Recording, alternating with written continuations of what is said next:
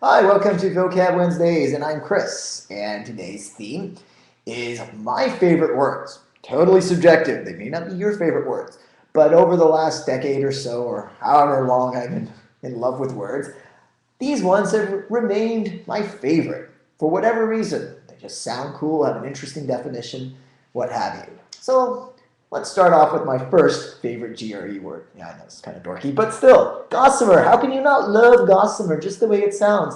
And you're probably wondering, ooh, what is that? Does Gossamer mean having red eye or pink eye? No, Gossamer means relating to spider webs. Now that's obviously a pretty odd GRE word, so there is a broader application. Gossamer means light, insubstantial.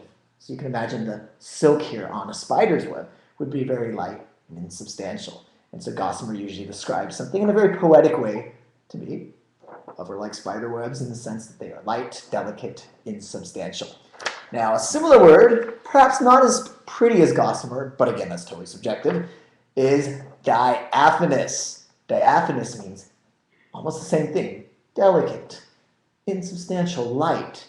And it has another definition that it's a little bit different from Gossamer, and that definition is translucent, meaning you can somewhat see through it, semi-transparent. So think of like a fly's wings. Fly.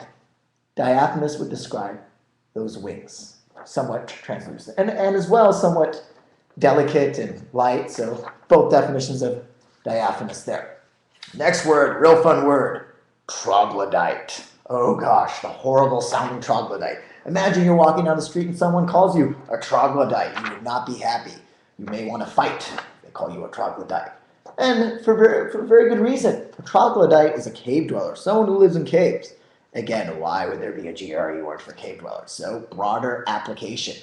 Anyone who's just so out of touch with the times, they have no idea what's going on, they've never maybe seen a reality TV show before, you could call that person a troglodyte. Fun word. Next word is even more fun to say than troglodyte, if that's believable. Well, it's lugubrious. Just say it. It's fun. Lugubrious. Goo goo goo. Now, it's obviously going to be something fun, and it is in a way, in a comical sense, but it means to be very sad and mournful, but overly so that it's theatrical. Someone is sobbing hysterically. Oh, it's so sad. That is lugubrious. So very, again, fun-sounding word, and has a comical connotation, but again, describing something that's a little bit negative, which is sad or mournful, but it's a word actually that GRE likes and comes up quite a bit. And finally, last but definitely not least, is pulchritude. Imagine that somebody called you pulchritudinous. You would be just as upset as if they called you a troglodyte. But what does pulchritude actually mean? Believe it or not, it means beautiful. That's right. Pulchritude, even though it sounds so ugly as though you're about to retch, pulchritude, it actually means beautiful. And because it's such a surprising word, it has made my list of GRE favorite words.